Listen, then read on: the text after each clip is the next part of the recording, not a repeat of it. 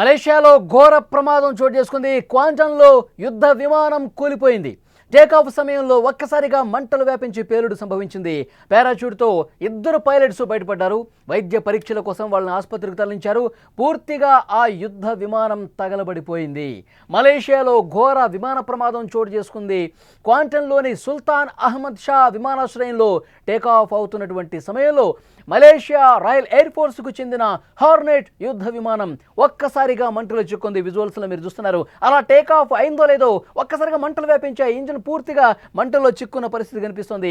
వెనక భాగంలో పూర్తిగా మంటల్లో అంటుకుని అదేవిధంగా పైకి పోతున్నటువంటి విమానాన్ని మీరు చూస్తున్నారు. పూర్తిగా మంటల్లో కాలిపోయి పేలిపోతున్నటువంటి విమానాన్ని మీరు స్క్రీన్ మీద చూస్తున్నారు. ఆ సమయంలో ఇద్దరు పైలట్స్ విమానంలో ఉన్నారు. పైలట్స్ సరైన సమయానికి స్పందించి పారాచూట్ సాయంతో వాళ్ళు ఒక్కసారిగా సురక్షితంగా బయటపడ్డటువంటి పరిస్థితి కనిపిస్తోంది. ఈ ప్రమాదంలో విమానం పూర్తిగా ధ్వంసమైన సమాచారం వస్తుంది. విజువల్స్లో మరొక్కసారి మీరు చూడండి. టేక్ ఆఫ్ అవుతున్నటువంటి క్రమంలో అప్పటి వరకు బాగానే ఉంది. అప్పటి వరకు రన్వే మీద బాగానే కనిపిస్తుంది. అప్పటి వరకు బాగానే కదిలినటువంటి ఆ యుద్ధ విమానం ఒక్కసారిగా గాల్లోకి ఈ విధంగా లేచిందో లేదో, పైకి ఎట్లా లేచిందో లేదో, ఒక్కసారిగా నిప్పు రవ్వలతో ఎగజిమ్ముతున్నటువంటి ఆ యుద్ధ విమానాన్ని మనం చూస్తూ ఉన్నాం. పూర్తిలో మంటల్లో చిక్కుకున్నటువంటి యుద్ధ విమానాన్ని మీరు చూస్తూ ఉన్నారు. అంతకంతకు పెరిగిపోతూ పేలిపోతూ ఏ విధంగా ఆ విమానం మంటల్లో చిక్కుందో మనం చూస్తూ ఉన్నాం. అలా పైకి ఎగిరిందో లేదో ఒక్కసారిగా ప్రమాదానికి గురైంది. అందులో ఇద్దరు పైలట్స్ ఉన్నారు. ఆ ఇద్దరు పైలట్స్ కూడా వెంటనే పారాచూట్ సాయంతో వాళ్ళు సమయస్ఫూర్తి ప్రదర్శించి మనం మంటల్లో చిక్కుకున్నాం, పూర్తిగా విమానం కాలిపోతుంది, ఈ ప్రమాదానికి గురైందని చెప్పి క్షణాల వ్యవధిలోనే ఆ పైలట్స్కి అర్థమైపోయింది. వెంటనే పారాచూట్ సాయంతో వాళ్ళు కిందకి దూకేసిన పరిస్థితి. వాళ్ళకి కొద్దిగా గాయాలు కూడా అయినట్టుగా సమాచారం వస్తుంది. అలా దూకిన వెంటనే వాళ్ళని హుటాహుటిన ఆసుపత్రికి కూడా తీసుకెళ్లారు. ఆసుపత్రిలో ప్రస్తుతం వాళ్ళు చికిత్స పొందుతున్నారు. యుద్ధ విమానం ఏ విధంగా మంటల్లో చిక్కుకుందో చాలా స్పష్టంగా అక్కడ విజువల్స్ చూస్తుంటే మీకు అర్థమవుతుంది. ఇటీవల కాలంలో యుద్ధ విమానాల ప్రమాదాలు తరచుగా జరుగుతూనే ఉన్నాయి.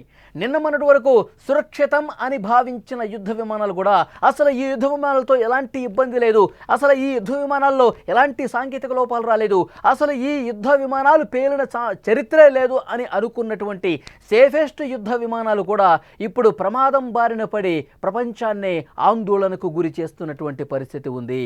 నిన్న రాత్రి సరిగ్గా 9:05 సమయంలో ఈ విషాద ఘటన జరిగింది.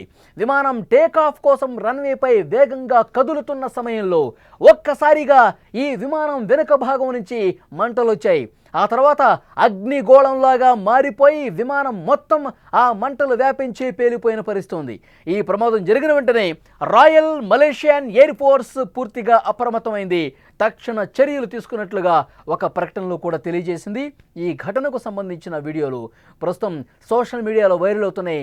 చాలా స్పష్టంగా ప్రమాద దృశ్యాలు మీరు కూడా స్క్రీన్ మీద చూస్తున్నారు. ప్రమాదం జరిగిన సమయంలో ఇద్దరు పైలట్స్ ఉన్నారు. విమాన పైలట్ అలాగే ఆయుధ వ్యవస్థ అధికారి అద్భుతంగా వాళ్ళు పారాచూట్ సాయంతో సమయస్ఫూర్తి ప్రదర్శించి ప్రాణాలతో బయటపడగలిగారు. ఈ విషయాన్ని పహాంగ్ పోలీస్ చీఫ్ యహాయా ఓత్మాన్ ధృవీకరించారు. వారిద్దరినీ కూడా వెంటనే వైద్య పరీక్షల కోసం టెంకు అంపువాన్ ఆబ్జన్ ఆసుపత్రికి తరలించారు. ఈ ఘటనలో ఎలాంటి ప్రాణ నష్టం జరగకపోవటం ఊరట కలిగించే విషయం. మలేషియా ఎయిర్ ఫోర్స్ మొత్తం 8 హార్నెట్ యుద్ధ విమానాలు నిర్వహిస్తోంది. వీటిని తొలిసారి 1997లో ఆర్మీలో చేర్పించిన పరిస్థితుంది. మలేషియాలో ఈ ప్రమాదం జరగడానికి కేవలం ఒక రోజు ముందు అమెరికాలో కూడా సరిగ్గా ఇలాంటి ఘటన జరిగింది.